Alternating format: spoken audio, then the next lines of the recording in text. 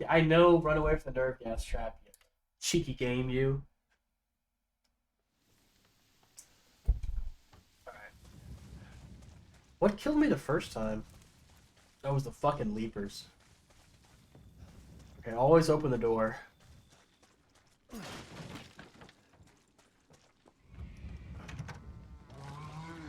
Shit, I might not be able to do this tonight. I wish I could. I really wish I could, but I know I can't. I know I'll get hit. I know I'll just take a hit.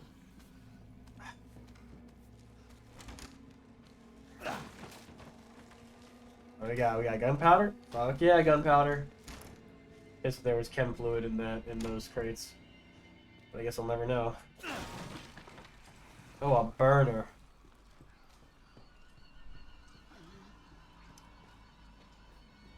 Let's try this.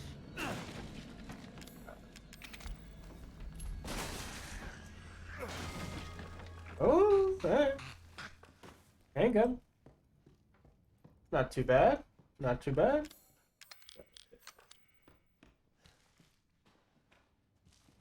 Oh, is that the other side of the room? Yeah, that's the other side of the room. When I passed by, because I just... It's a crapshoot if I get hit or not. I just don't want to take a hit. Like...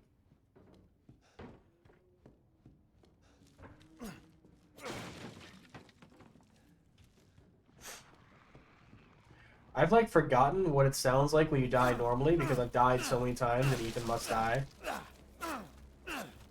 Dude! Close the door.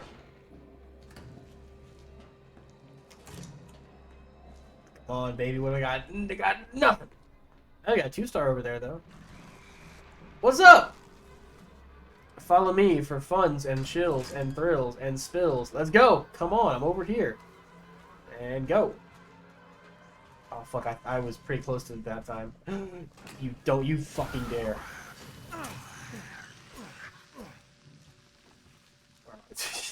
It's so dark in here. Man, I was so spooked. Shit. Fuck, I stepped on it. God damn it. And these are good crates, and these are good crates. Ah, fuck. Should I run? Should I run? Should I run or shoot? Fuck, I don't know. Shoot?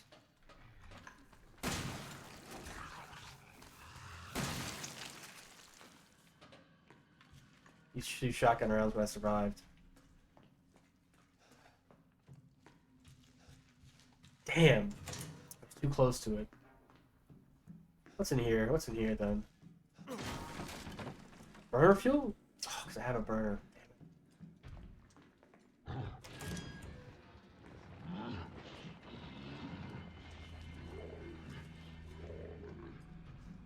Oh, is he not going to notice I'm standing there? There we go.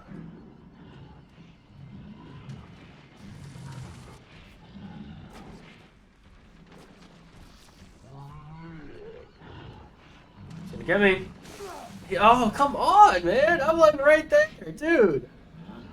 I'm like through the door. Damn, Ethan, you gotta... I only have 1 first aid kit. Let's save it. We got... Oh. I do have a handgun. I mean, it's not the Albert, but hey, I'll take it. Alright. Open, you fucker. Sweet. Got Duff. Okay, there's nothing over there. What's this 2-star? Not trapped. Oh.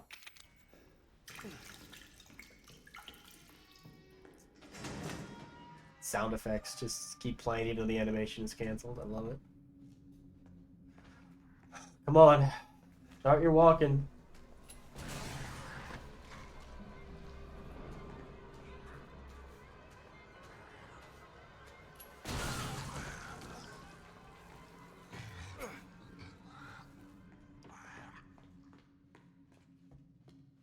We'll use the burner. We'll use the burner this time. Yeah, I don't even need to do that thing anymore. We got... is this trapped? It's not trapped.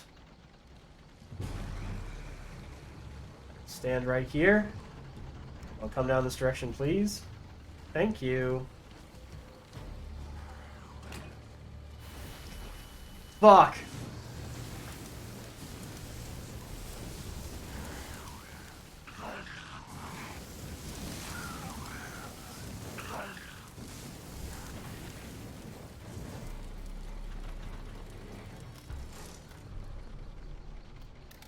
Hey. Hey, it worked. Oh. Give me some gunpowder. Oh, fuck. Run, run.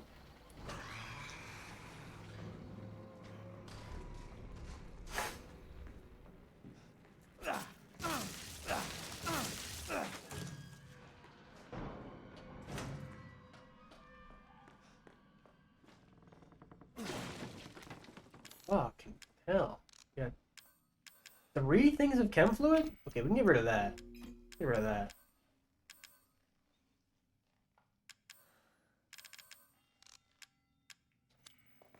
We'll keep it. Keep it. In case we find some gunpowder. Well, no, fuck. I'm not gonna find 3 things of gunpowder. Fuck no, I'm not. I'm not even find my way to the end of this hallway. This game has a fetish about killing Ethan. Which, I mean, don't we all admit it?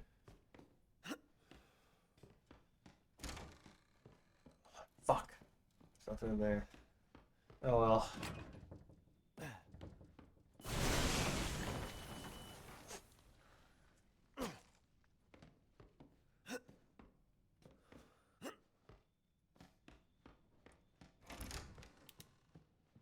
Hey, you know what? Where is it? Where is it? There it is. That was a trap that we may not even make it to be completely honest.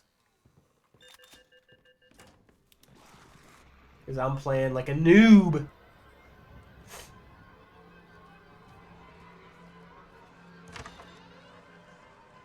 Three stars.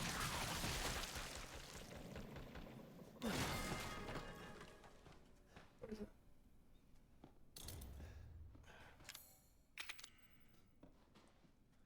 Wait. Did I use it?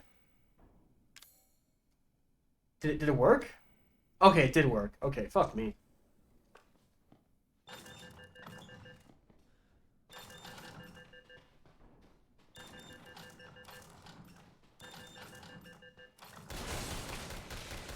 Hey, it worked.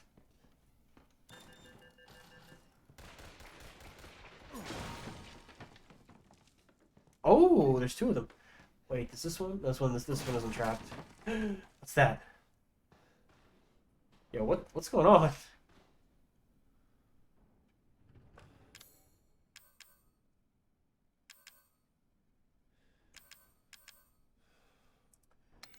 Okay, I'm gonna use that. Get rid of this. Just fucking get rid of that. Okay, I'm gonna use this. Because it comes with 9 bullets. This one comes with 6 bullets. So I'm gonna use this.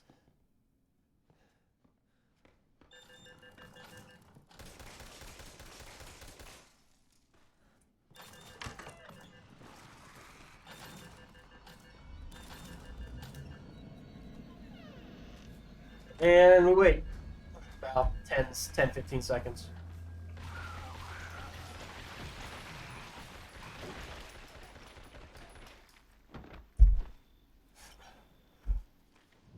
Oh, what a tragedy.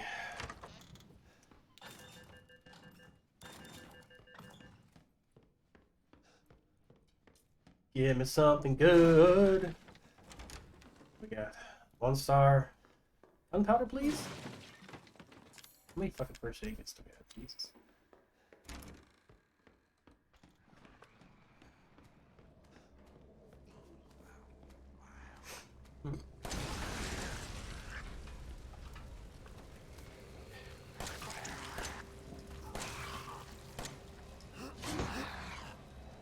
Fuck off. No! Jesus.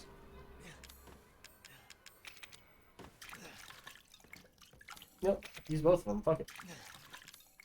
No shotguns left. Still gotta destroy this thing. I swear. It worked like the first time. Why is it not working? Why is my first run cursed to be like the best run, and then every run after that is just garbage? Just garbage. I mean, I guess if you... Dude, stop giving me chem fluids. Give me something to mix them with. Fuck. Ooh, 2 stars. Oh, baby! Hey, we just fucking get rid of this. There's no point. Alright, what else we got? Fuck you. What do we got? Yeah, I guess I'll take that. Fuck it.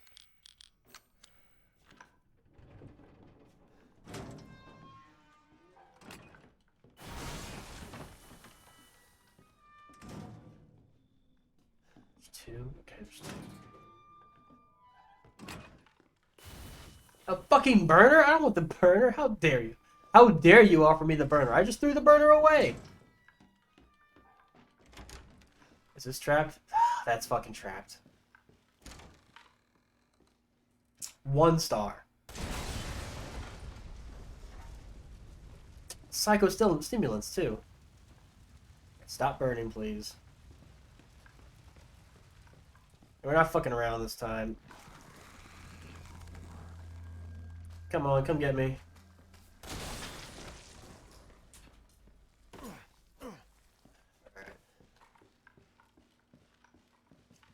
Yeah!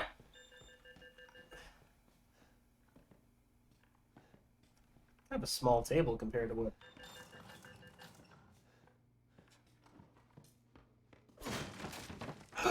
Okay.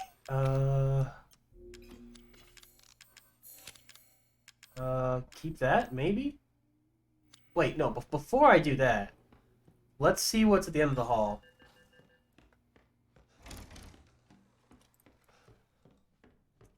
Maybe there's some at the end of the hall. Of some use, maybe.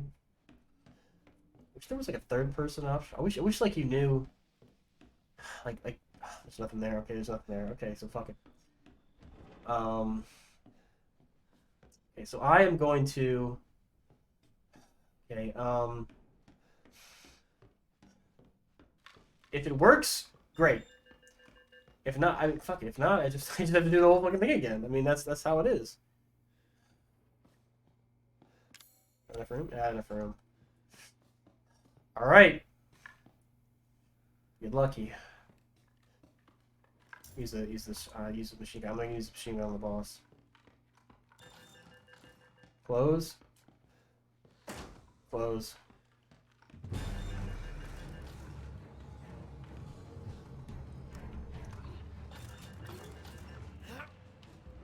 Come on, come on, come on, come on, come on. Shoot him! Shoot him! Shoot him!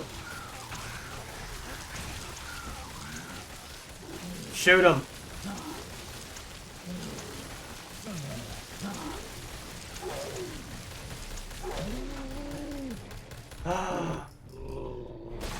Oh! But did I take any damage? Just gotta make sure he doesn't go around the other side. If he goes around the other side, that's all she wrote. Okay, so okay, run down here, make them spawn, run back, and then my heart's actually kind of pounding right now. Spawn, come on, come on. There you go. I'm gonna run back. Just go in here. They're gone. Okay, they've unspawned. Now, I gotta do the same thing. The four-legged motherfuckers.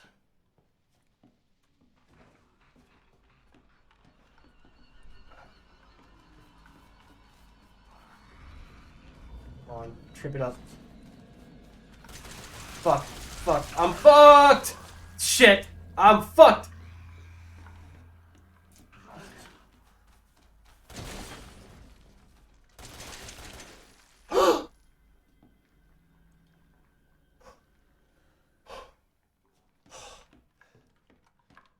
We got him. We got him. Just gotta do this next part, right? If you get toward the end and you just get toward the end and you're like, please don't fuck up. Please don't fuck up. Did I destroy this thing or not? I don't think I destroyed it. Did I destroy it or not? Is it destroyed? I think it is. I can't tell. Maybe it's destroyed. I can't tell. It's gonna get skinny. Yeah, that guy doesn't spawn here. Just run, just run. Ethan always slams that door like big slam. Like, I don't know what it is. Sometimes he very gently closes the door, and sometimes he's just like, whoa. You know, and it doesn't seem to be influenced by whether there's a monster after him or anything. Maybe there's some other thing I don't know about. Okay, so...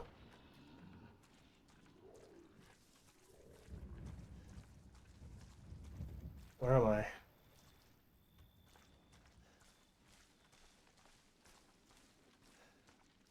Okay, so... I watched a video of some guy doing this. Hopefully we can do it.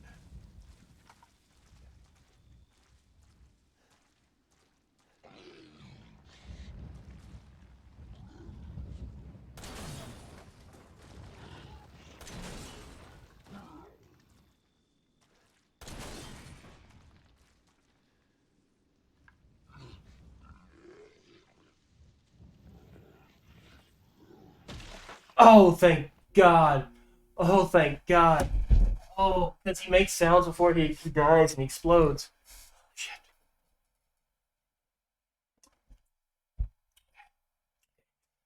Ladies and gentlemen, we are about to get to the boss arena. First time. But first we gotta run our ass off. Okay, we've made it. We've made it. We've made it. We made it to the garden. Made it to the greenhouse. There is fucking traps every goddamn place. Fucking everywhere. Oh, shit. Wait.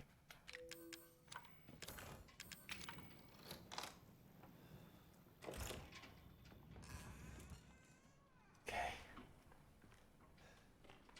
Traps here.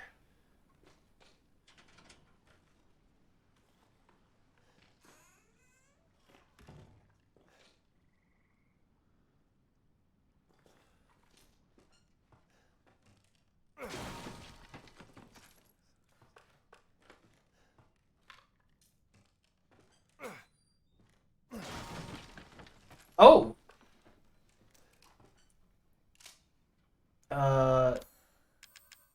Shit. I don't want to do that.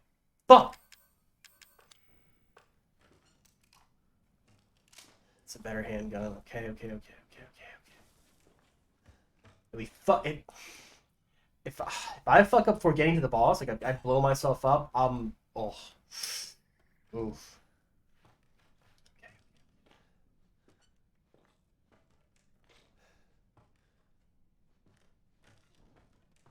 Oh!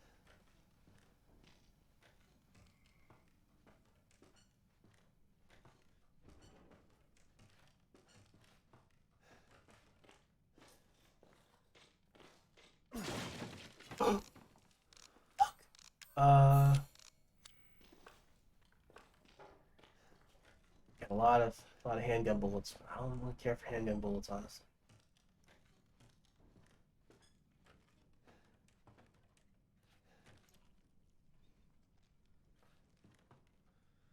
Destroy this. I think I want to destroy this. Where does the line go, though? I don't see the line. Am I looking right at it? I can't tell. Destroy this line. Let's go back. Jesus.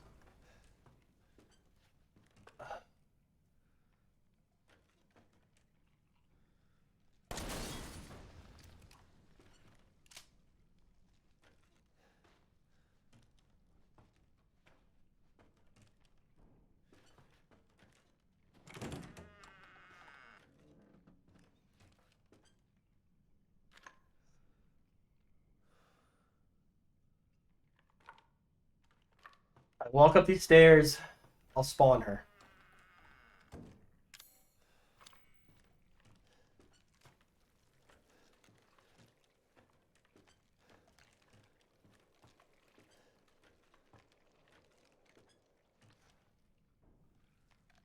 If I guard.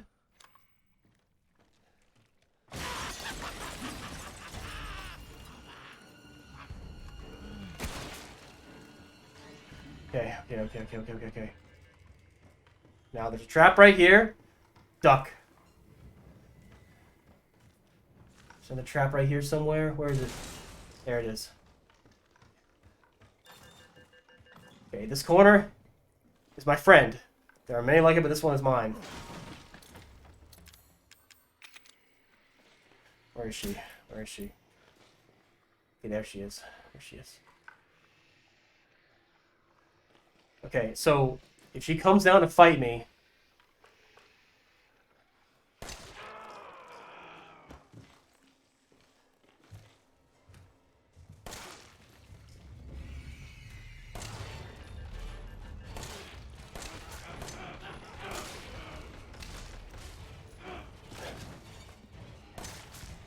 run. Run this way.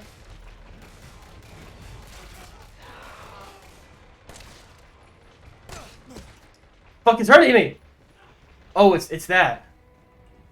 Okay.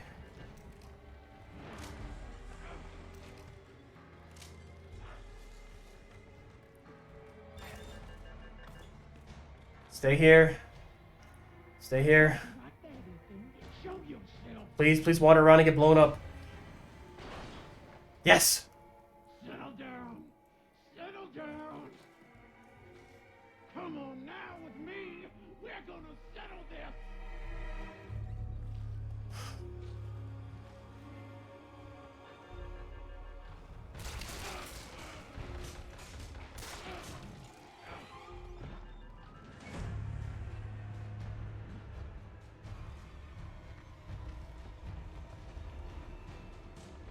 Please blow yourself up.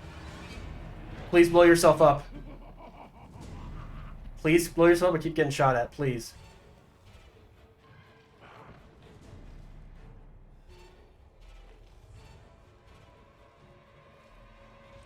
How are you? So I want to move around as little as possible because there's fucking traps everywhere. And they're really hard to see. And I don't want to destroy them all because I want her to get...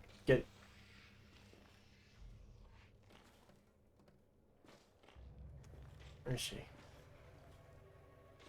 Let her come to you. Oh, there she is.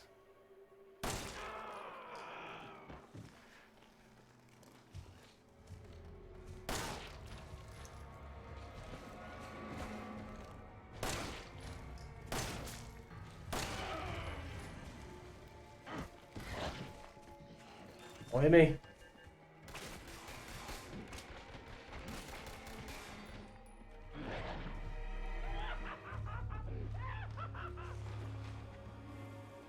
Wait, did she hit it? She hit that. She hit it. Okay, we just keep doing this. Just keep doing this.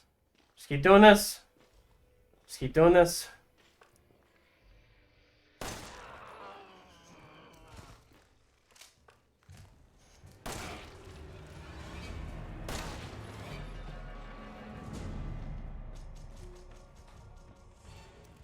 It's out of ammo!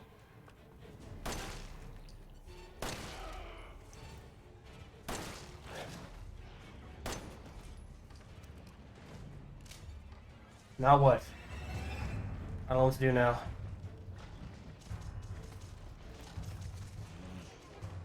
Shit!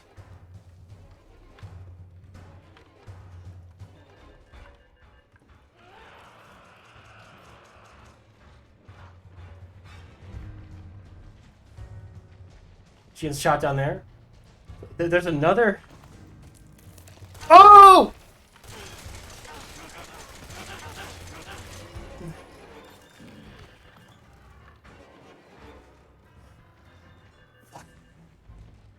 It's probably the most scared a video game has ever made me. Holy shit. Oh my god.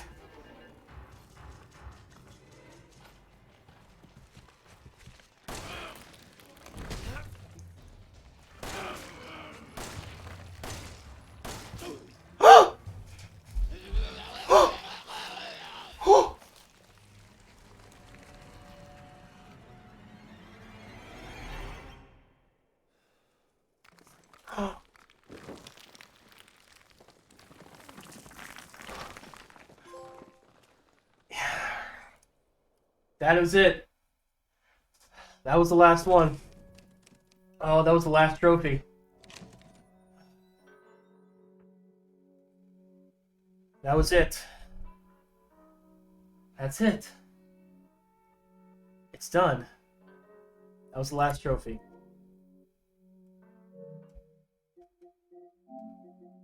Just for posterity's sake. 100%. That was the last trophy.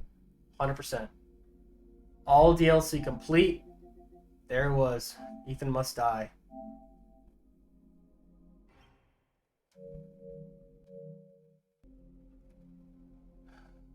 Okay. I'm going to talk about it. I'm going to talk about what this was like. The journey to 100% Resident Evil 7. But first things first, I'm going to go back to the title screen. That was actually really fun. That was really fun. All right. I made note for myself. I didn't really practice this. But what I'm gonna do is I'm gonna kind of just talk about how I feel now. So when I first beat Resident Evil 7, I gave my thoughts about it. When I got the platinum for it, I also gave my thoughts about it. And now that I've 100% completed everything, all the DLC, all the difficulties, all the mini games, all the special circumstances. Now that I've done all of it, I'm going to talk about it again. Because I feel like now that I've seen everything Resident Evil 7 has to offer, I've seen everything it can throw at me. I think I have a pretty holistic view of what the game is. So, first things first, we're going to talk about a first-time player's experience with Resident Evil 7. We're going to talk about the story. The story... It feels so weird talking about the story now, because I played the story so much. The story starts out like Silent Hill 2.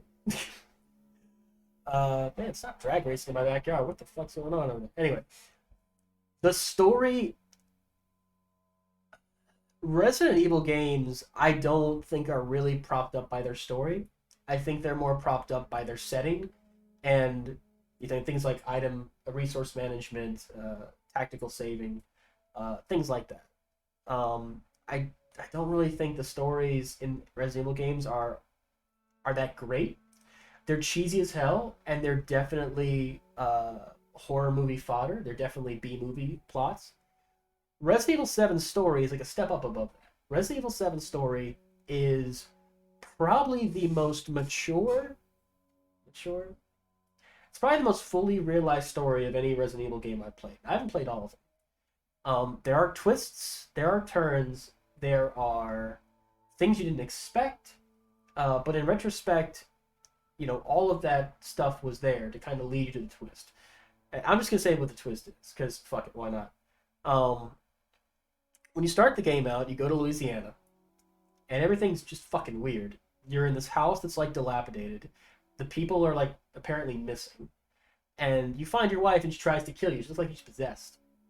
You wake up and you see the Baker family in a scene stolen straight out of a scene that pays homage to the Texas Chainsaw Massacre. And then you have to navigate this house while these family members are trying to essentially murder you. You don't know why, you don't know what's going on. I mean, it's a Resident Evil game, so you know there's some kind of biological basis for it. But you don't really know what the whole story is. So it turns out that it's not so much an infection, it's more like possession. Possession via biological terrorism. If you ever played Fear, you probably played this game, because it's a little girl that's able to essentially infest the minds of people through this parasite, this mold.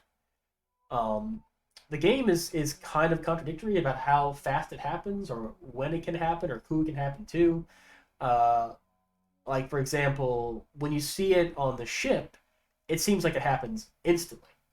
But when you read the files, it looks like it's a slow process of possession. And then when you play the DLC Daughters, it happens like instantaneously. And you're like, okay, all of those don't really add up because Zoe, the little girl, lives with the Baker family for 3 years. 3 years. Zoe ostensibly lives in that house or in the area because she's there when they find the little girl, and she's there when you get there 3 years later. So how in the hell did she go 3 years without being possessed by the little girl? Whether it's slow, whether it's fast, it doesn't take 3 years. It when you start to think about it, kind of comes apart. I think it would have been way simpler. Like, hey, uh, there's this weird stuff growing in our food, and my family ate it, but I didn't, and now they're all possessed, and I'm not. Boom, there you go. But how much people really care about plot holes in a game like this? I don't know. Um, but when you talk about the story, you can't ignore that kind of stuff. Um, all right, so I liked the story the first time through. I liked it less on subsequent playthroughs because I started to notice little like tears in the fabric, if you will. I started to notice little chinks in the armor, if you will. And a lot of Resident Evil games don't have that problem because a lot of Resident Evil games are dumb. Like they have extremely simple stories. The story is, hey, you're in a zombie infested city. Let's get out of that zombie infested city. And like that's the only thing that matters. It's okay. And in this game, hey, save your wife and get the hell out of Louisiana. Okay, very simple. But when they focus a lot on story in this game, uh, it's obvious because the cutscenes, which are they're viewed from your first person's perspective, you can't skip them. There's one cutscene in the whole game you can skip, and every other one you've got to sit through, and you can't. You can sort of skip the cassette tapes. You can skip the VHS tapes, but you can't skip the cutscenes. It only probably adds up to maybe 10 minutes, if that, in an entire playthrough, but you can't skip it. And you have to wait for certain events to trigger to like get you to the next part of the story. You have to wait for the cop to knock on the window so you can get the knife so you can open up the way to the garage. Other Resident Evil games, at least the Resident Evil game I played before this was Resident Evil 1. Resident Evil 1 you don't have to do that. Resident Evil 1, if you know exactly where to go, you can just go there. And even things like combinations, like you're supposed to figure out a combination or code from one part of the mansion to use it on a door in the other. That code's always the same. So if you just go there because you played through it a couple times, you can just use the code. If that game was made today, there'd probably be some sort of randomized element to it. And funnily enough, in Resident Evil 7, there is almost a very similar section where you have to get through a door and you have to get the code. Well, because Resident Evil 7 is so focused on story, you can't just know the code. The code changes.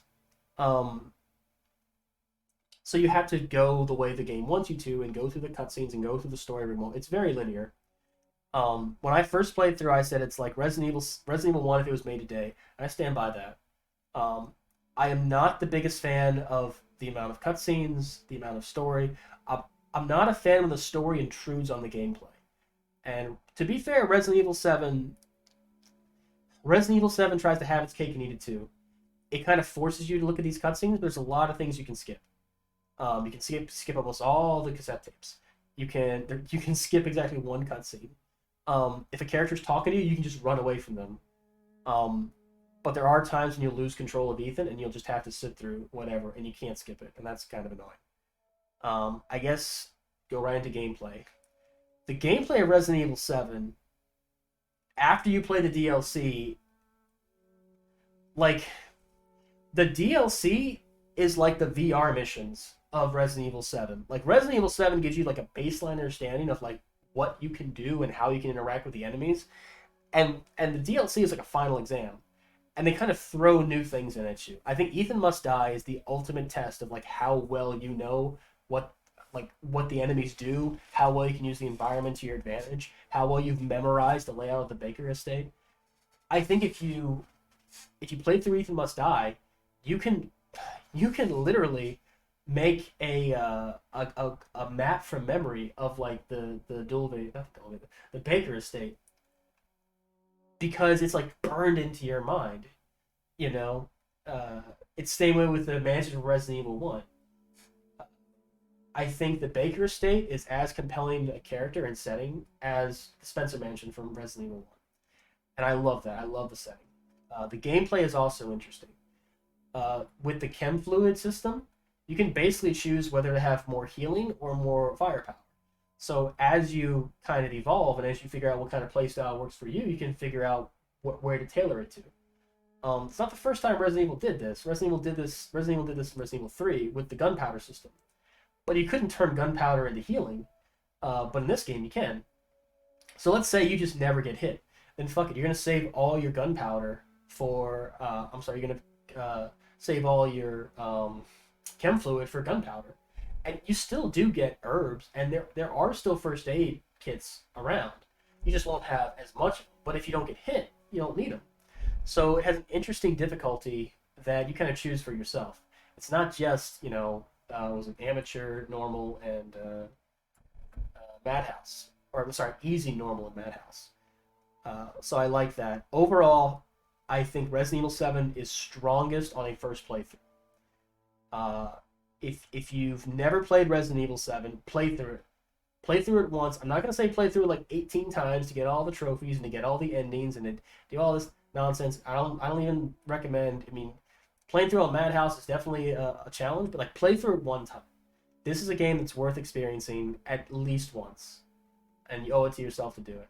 Okay, moving on. So after the platinum, I played through this game about 5 times to get the platinum. I played through on normal, just first playthrough. I played through on easy, getting all the collectibles, and also not using healing items. I played through it on easy twice to get all of the miscellaneous trophies. I played through on normal again to do a speed run so I could get the circular saw. And I played through Madhouse with the circular saw. I know, I'm a bitch. But I played through a Madhouse with the circular saw, and that was the last thing I had to do. In the whole Madhouse run, the only difficult part was the very end in the salt mines with the 2 fat boys. That was a challenge, only because I bought the Magnum, but I did not pick up any Magnum ammo because I never do, because I almost never use the Magnum because I'm an idiot. So that part of the game was harder just because of that.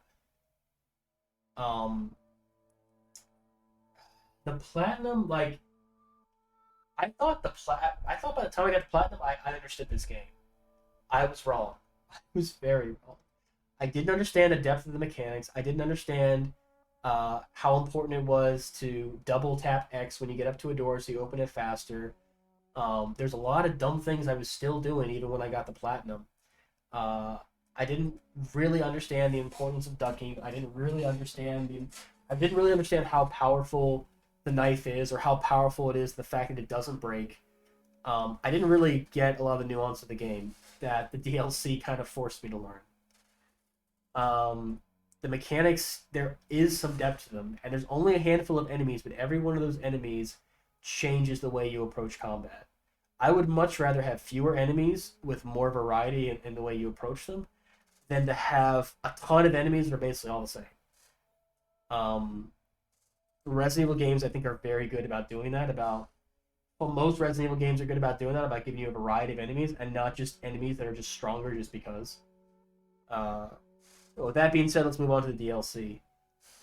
Banned Footage 1 and 2. Banned Footage 1 and 2 is almost like a spooky WarioWare. Banned Footage 1 and 2 is essentially like, okay, let's take the mechanics of Resident Evil, and let's take the geometry. In other words, let's take the Baker Estate, and let's see what we can do with it. The DLC reuses almost every area of the game, except for the ship, because the ship is garbage, and everyone hates the ship, to do something interesting with it. So, Nightmare is essentially Call of Duty Zombies in the Resident Evil 7 universe. I had a lot of fun with that. I didn't realize I would have that much fun. It's fun because when you first do it, it's hard as hell, and you're just dying. And it's so empowering, like, once you figure it out, once you figure out what weapons you favor, once you figure out what you want to spend your upgrades on, it's infinitely customizable, and it's going to work differently for every person. And it's so much fun to like save all your scrap to get Magnum ammo to upgrade the Magnum, and then when Jack comes out at the end, you just put like 20 Magnum rounds in his head and he fucking dies and you get the trophy, and it's wonderful. Nightmare is worth playing. There's no spoilers for the story, so what are you waiting for? Play Nightmare. It's a lot of fun. It will make you better at the main game too. uh, 21. 21 is a game. 21 is a game mode that's probably gonna baffle me for the rest of my life. 21 doesn't really use mechanics of Resident Evil 7. It takes the setting, but it's essentially blackjack with like extra things. Um, 21 was probably the most a game has pushed me because there are strategies to 21, but you really have to know what you're doing just because there's so many variables that could be, like if you're not if you're not thinking about what your next move is and how you're going to counter X, Y, and Z, like it was tough for me. Like the 21 trophy, the Survivor Plus, the it's on my YouTube channel. If you're watching this on YouTube, uh, hang on a second. Let me switch this up. There we go.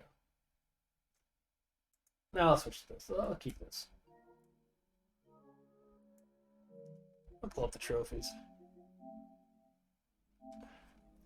If you're not, if you don't understand how the game works and you don't understand what trump cards are used for, like if you don't get it, you're gonna get far. You're probably gonna beat a couple opponents, and you're just gonna get butt fucked. Because a lot of the opponents in Survivor Plus have like instant win moves, and the only way to beat them is to use trump cards to make them bust, or to make you bust and then switch cards. Like it, it really is a challenge, and I was so happy when I finally beat it. I was like dreading playing that game when it came to Thursdays and Fridays. I was just like, I'm just gonna keep dying over and over and over again, and even if I'm successful, it'll take an hour and a half. So I might have maybe 2, 3 attempts per stream because I stream for 3 hours. But I got it. It was an hour and 50 minutes, but I got it. Yeah, and that's all banned footage 1. And also in banned footage 1 is Ethan Must Die. So basically, banned footage 1 is hard as fuck. Banned footage 1 is like the Dark Souls of Resident Evil 7. I'd be willing to bet banned footage 1. Let's look at banned footage 1. Yep, the Nightmare mode. Oh no, I'm sorry. This is Bedroom, Nightmare, and Ethan Must Die. Banned footage 2 is Survivor, Daughters, and Birthday. Okay, my mistake. Okay, I guess we'll go on to Bedroom. Bedroom is essentially an escape room. Bedroom is fun, but it's also like it's almost like playing Resident Evil the adventure game. If you ever played adventure games back in the day, like Grim Fandango, Grim Fandango, King's Quest, Monkey Island, you know that in adventure games there's a lot of things where it's like, hey, why does this thing work? Well, it works because of adventure game logic. It's like you use a zipper and a piece of string to make a doorknob. Like, that doesn't make any sense, but I guess that's what you do. Bedroom is like that, where I kept dying over and over again, and I just fucking looked it up, and I'm like, what the fuck? That doesn't make any sense. But I did it, and I got through it, and it's like, all right, fine, whatever. It's like one of those. Like I never would have figured it out on my own. Whatever, because there's no health bar. Like, you just die. Like, there's certain parts of Bedroom you just die. You don't know why. So that was whatever. Daughters. Daughters was a bit more. Daughters is a better version of like the escape room, because one, you could move around a lot more and people didn't randomly appear. Daughters was fun because there wasn't many enemies. There was instant death moments, but there's only so many routes to take throughout the house, and eventually you'll figure out which way to go. I haven't played. I feel like it's been forever since I played Daughters. I don't remember much about it. I think I finished it in one night, maybe like an hour, maybe like 2 or 3 playthroughs, and I was just done with Daughters. All right, moving on to the story DLCs. So I think End of Zoe takes place first. End of Zoe. It would have been too easy for them to just like. End of Zoe, they did something very different. One, it's all new areas, so kudos to them for making new areas. 2, there's new enemies. The alligators are new, the swamp men are new, the new enemies. New gameplay mechanics. You have the melee system. And you would think a melee system in a first-person game would just be dog shit, but Resident Evil 7, there's not that many enemies anyway. The enemies are fairly tough, and because of that, you're given the ability to perform stealth kills. So it's like, okay, a lot of times in Resident Evil games, you'll just be wanting to run from point to point to just avoid the enemies. Well, End of Zoe kind of turns that on its head, where it's like, no, if you run through there and an enemy's alerted to your presence, you can't stealth kill them anymore. You have to fight them. If you take your time and you're cautious and you go to the right place and do the right things, you can just instantly take enemies out. I think End of Zoe, in terms of like traditional Resident Evil gameplay, might be the toughest or the second toughest gameplay section of the DLC. What I mean by that, like I think 21 is the hardest, but 21 is like not really Resident Evil 7. 21 is just it's 21 game. Like you can't move, you can't shoot, you can't do anything. End of Zoe leaves very, very little room for error on the hardest difficulty. Like it's super intense all the way through, and it's not like you have to play through the whole thing in one go. But end of Zoe, there were moments where I was like, "Are you kidding me? How do I do this?" Like I'm trying my best to avoid enemies and trying my best to like use the respawn system to make them like go away. I'm trying to like glitch them out of existence. I'm trying to like stand at a certain point where the collision of the enemy like won't let him get to me. Like I'm trying to abuse the AI. Like I'm trying to like break the game in half just to get past a certain section. Because End of Zoe just has no mercy. And then I got to the final boss and it took me 2 tries. And it's like, okay. Probably the toughest part of this whole game, I include the main game, I include the DLC, was the mid End of Zoe boss fight against Swamp Man on the boat. That I want to say that took almost 2 full streams to get past. So 5 or 6 hours on one fucking boss. But I said I would do it, and I'm sitting here with 100% completion rate, so I did it. What wasn't easy though? My gosh. Yes, End of Zoe. End of Zoe is definitely worth a playthrough. Don't play through it on the hardest difficulty. Just don't do it. Just don't play through it on the hardest difficulty. Play through it on normal. Play through it on easy. Whatever. Just play through it. It's a good, fun, maybe 2 or 3 hours. But God help you if you play on the hardest difficulty. Like, if you do, just remember I told you not to do it. So you can't curse my name. Oh. All right. Moving on to Not a Hero. Not a Hero is probably the last DLC to be added, but because of the way it is in the extra content, I did Not a Hero first. So the content goes banned footage. Hey, Mr. Gunny, what's up? I'm talking about Resident Evil 7. I just got 100%. I just about to talk about Not a Hero. Kind of giving my thoughts on the DLC. What was that? So Not a Hero. Not a Hero switches up the gameplay again because they add another melee system, but it's kind of reminiscent of Resident Evil 5, which I really like. I really like the combat of Resident Evil 5. I think Resident Evil 5 as a whole is kind of controversial, but I think most people like the combat. I like this shit. It's good. So Resident Evil 5, if you shot an enemy in a certain place, you could melee them. So example, let's say you shot an enemy in the head. He would put his hand to his head, and you could straight arm him. And straight arm did a lot of damage. So let's say there's like 3 dudes coming at you. You shoot one of them in the head. You straight arm him. You're probably going to hit the others. You could probably kill all of them with just one bullet. Now, you were never in need of bullets that often in Resident Evil 5, so it kind of like defeated the purpose, but it was a lot of fun. Not a Hero kind of does something similar. So you shoot an enemy in the head, he becomes open for a punch, and that punch will kill him. Even on the hardest difficulty, it'll kill him. In fact, it's so easy that on professional difficulty, the hardest difficulty of Not a Hero, they basically take guns away from you for almost over half the DLC. There's another way around it too. If you guard right before an enemy hits you, you can punch it. I didn't even know this was a thing on normal and easy because you don't really need to do it. It is mandatory on the hardest difficulty. And on the hardest difficulty, there's almost no room for it. There's like very little room. for error, unless you have a special item that you get by going through the game normally. So Not a Hero, Not a Hero was tough. I think End of Zoe was tougher, but Not a Hero was really tough. I would say Not a Hero gave me more anguish and stress than Ethan Must Die did. But I did Ethan Must Die after Not a Hero, so I kind of knew what to expect. I did Not a Hero before End of Zoe, and Not a Hero was the first. Not a Hero was the moment when I realized this wasn't going to be easy. This was going to be a challenge, and I was going to have to like dig deep and like find a way to make it through. I fucked up on Not a Hero, and I got to the final boss. I just couldn't kill him.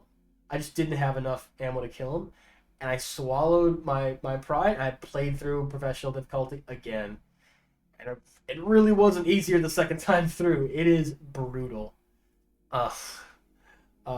Luckily, you can save. You don't have to play through the whole mode in one go like Ethan Must Die, but it's a challenge. It is a challenge. If you play Not a Hero, if you really want a challenge, play on the hardest difficulty. I recommend normal. Normal is just fine. It's not that long, maybe 2 or 3 hours. It's definitely entertaining. It feels more like Resident Evil 4, 5, and 6 did. I love Chris. I love how weird and awkward he is. And I love his personality. So it was a lot of fun to play through that. Overall, if you went and got the Platinum for Resident Evil 7, go and play through the DLC. If you're a trophy hunter, I would say play through all of it and get all the trophies. If you're not a trophy hunter and you just beat Resident Evil 7 for the first time, I say play through End of Zoe, Not a Hero, and maybe play a little bit of the mini games if you really want. The story of End of Zoe and Not a Hero, I'm just gonna tell you right now. If you play through Resident Evil 7, pretty much no matter when you get to the decision in the middle of the game where you have to choose between Mia or Zoe to get the not the vaccine but the cure. If you choose Mia, Zoe stays back in the Baker estate and you don't know what happens to her. If you choose Zoe, she comes with you and she just fucking dies. like straight up, I think Zoe was added way late in production. That's why she is such an anachronism. That's why she doesn't like follow the rules that are established with Evelyn. Like Zoe's existence causes so much problems for like the continuity. Number one, how is Zoe like lucid? How is Zoe in control of herself when it's been established that it's either a slow burn or almost instantaneous that you become possessed by Evelyn? So number one, it's not really explained very clearly like why she can resist her for so long. And even if she did, why would she just stay there? You know what I mean? Like you're living with possessed people for 3 years. Like who would do that? Number two, once Zoe makes the cure, she has no more story relevance whatsoever. Like Zoe is there to essentially give a tutorial for the player. She is there to like let them know what's next, because I guess they couldn't figure out another way to do it. In Resident Evil 1, they don't give a fuck. They're not going to tell you what's next. You got to figure it out. But Resident Evil 7 is a modern game, and they're like, well, let's give them a little nudge, a little hint in the right direction. And they probably couldn't figure out a better way to do it than to create Zoe. And that's why Zoe causes so much problems for the story. And that's also why Zoe just ceases to be a factor after that choice is made. After she's gone, no more thought or attention is given to her because she wasn't there. I'm willing to bet she wasn't there in the original script. I'd be shocked if she was. But of course I haven't done any research because I am a supremely unprofessional streamer. What can I say? So End of Zoe essentially provides closure to her story, but not really. In End of Zoe, she's found by the people that save you at the end of the game, a Blue Umbrella, led by Chris Redfield, or he's a prominent member of the organization. And Zoe looks like a Final Fantasy summon for some reason. She looks like Shiva from Final Fantasy 13. Whatever. Joe Baker, Jack Baker's brother, I guess it lives in the fucking swamp around the Baker estate. Like, okay, whatever, you know. Finds her, and through a series of shenanigans, saves her. And at the end of Zoe, she is cured of whatever was infecting her, and she's fine. And that's it. like, End of Zoe is just like, yeah, she survived. She's alive. There you go. If you consider that story content, go for it. The story of Not a Hero. So if you play the main game, you end up killing Jack, you end up killing Marguerite, but Lucas just kind of like gets away. And Not a Hero, Lucas dies. Boom. There you go. That's it. That's your story content. It's also revealed. It might have been revealed in the main game though, if you read all the files, that Lucas was working with shadowy organization. I forget what it's called. But essentially, Lucas is trying to sell the disease. He's trying to make a little money on the side. What can I say? Chris stops that at the end of Not a Hero, so it doesn't matter, you know. Yeah, so end of Zoe. Zoe survives Resident Evil 7, the events of Resident Evil 7, and Not a Hero. Lucas is killed by Chris. So if you consider that story, that's the story. Boom. I usually don't consider things a story if you can sum them up in 5 words, but hey, what are you gonna do? The gameplay Not a Hero was on point though.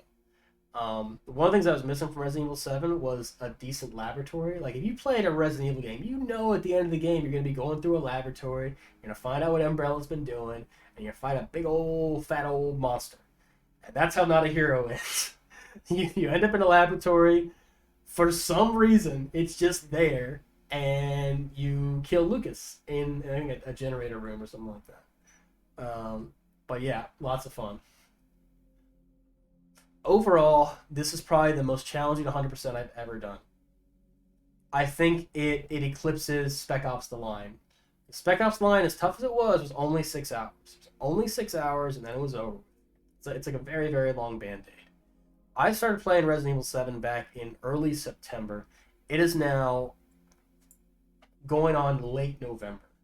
So we're 2.5 months of playing this game. I didn't play it every day. Played it, maybe 2-3 times a week. But there's a lot of content here. And I paid $20 for it. I mean, shit, you pay $20 for a pizza and it's gone in 3 days. This thing is a monster. It was difficult. It was not forgiving. And it kicked my ass. But I'm glad I went through it. I had a lot of fun. Overall recommendation, play it. At least play the game modes. If they're too hard, fuck it. But it is so satisfying to overcome them. It's so satisfying to finally get to the end and say, fuck you. Alright. That's the spiel. Future Cat, you can stop recording right now.